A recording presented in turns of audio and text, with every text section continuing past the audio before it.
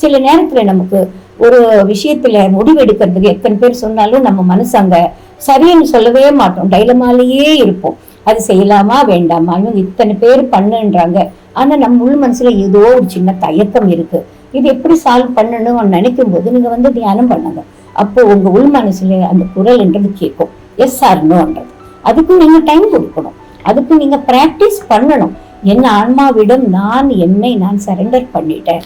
எங்கேயோ இருக்கிறவங்க கிட்ட நம்ம குறையெல்லாம் சொல்லி நம்ம அக்கம் பக்கத்துல இருக்கிறவங்க, சொந்தக்காரங்க, தெரியாத கடவுளிடம், இத்தனை பேரிடம் போய் நம்ம நல்லது கெட்டது எல்லாம் நாம சொல்றோமே தவிர நமக்குள்ளே இருக்கிற நம்ம ஆன்மாவிடம் நாம எப்படி இருக்கிறோம் என்றதை நாம உணரணும். இந்த ஆன்மா என்று தரிசிக்கிறதுக்கு நமக்கு தேவைப்படுறது தியானம், மௌனம். இது எவ்வளவு மணி நேரம் நீங்க சாதனை சாதனை சாதனை செய்தால மட்டும்தான் உங்களால உங்களுக்குள்ள ஒரு ஆன்மா இருக்கு, அது எனக்கு நல்லது செய்யும் என்ற விஷயத்தை உங்களால உணர முடியும்.